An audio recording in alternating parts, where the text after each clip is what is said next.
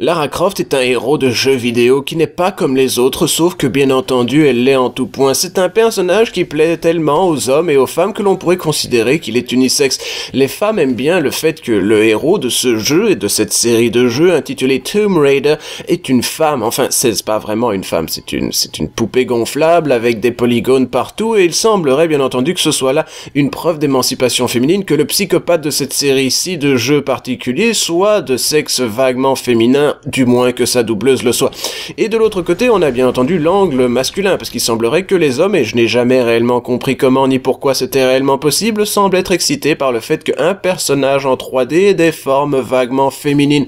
Dans cet épisode-ci d'une émission qui s'appelle Critique Cruelle, nous conseillerons les gens sur ce reboot incroyablement intriguant qui fait de Lara Croft une archéologue cool, british, sexy, avec des trucs à dire, un tueur en série, comme n'importe quel personnage de jeu vidéo. Simplement, évidemment, elle a la particularité de le faire en étant censée être féminine, ce qui semble avoir un argument marketing.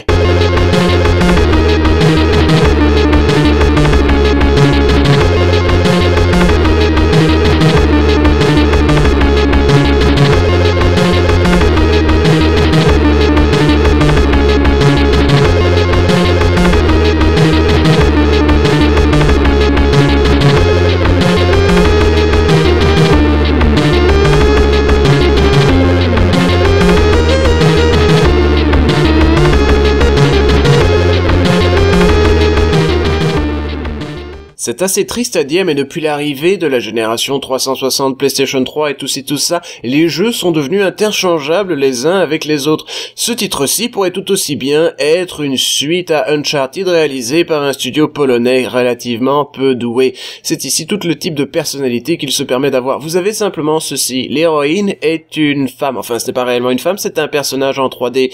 Et donc ils ont décidé, parce que certaines personnes semble-t-il sont excitées par ce genre de plaisanterie, de toujours vous montrer sa magnifique croupe, qui n'existe pas, ou son magnifique décolleté, qui n'existe pas non plus, et c'est ça votre argument de vente pour ce jeu.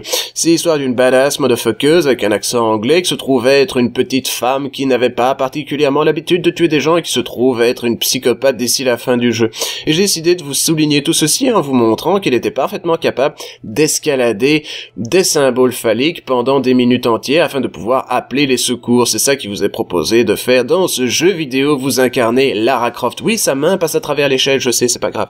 Donc c'est un jeu Crystal Dynamics réalisé aussi par Eidos Montréal et publié par Square Enix sur PC, PlayStation 3 et 360 en 2013. Bizarrement, c'est un jeu qui fait tout ce qu'il peut pour être, et c'est pour ça que je vous disais qu'il était totalement indispensable à cette époque-ci de savoir que les jeux, justement, sont interchangeables. C'est un jeu qui fait tout ce qu'il peut pour être Uncharted sans réellement comprendre que ce qui fait la force d'Uncharted, c'est son petit côté série B.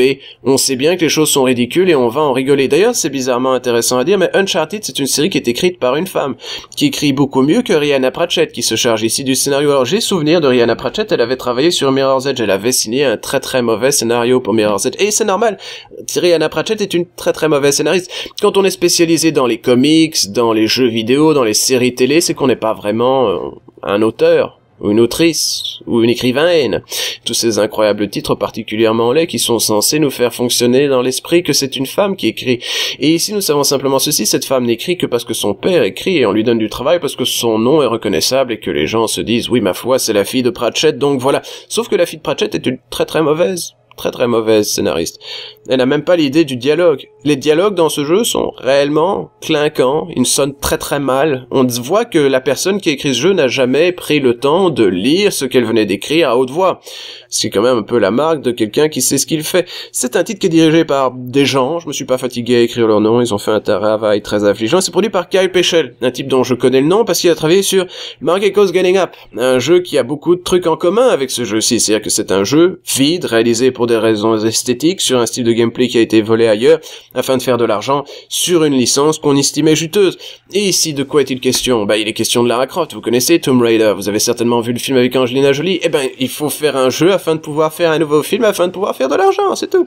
Et ici, qu'est-ce qui vous est proposé? Vous a proposé une charmante demoiselle, qui ressemble un peu plus à la fille de dans Transformers dont j'ai oublié le nom, et dont nous avons certainement ceci à dire. Oui, voilà, C'est bien joli tout ça, mais ce n'est pas particulièrement novateur, ce n'est pas aussi drôle qu'Uncharted peut l'être, ce n'est pas aussi bien réalisé qu'Uncharted peut l'être, bizarrement, même si c'est un jeu qui tourne sur des machines bien plus cossues que la PlayStation 3, et nous savons simplement ceci n'a aucune forme d'intérêt.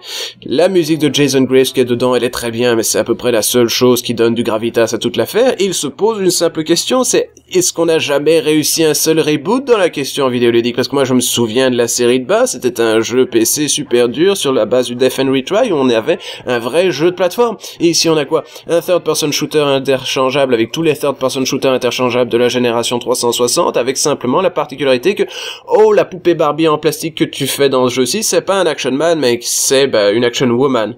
Est-ce que ça a une quelconque forme d'intérêt? J'en sais rien. Mais si vous aimez ce jeu, c'est très bien, hein, il est dans la bonne moyenne. Simplement pour moi, vu que je joue depuis près de 20 ans, je vais pas me fatiguer à jouer à des doublons de titres que je connais déjà. C'est comme ça.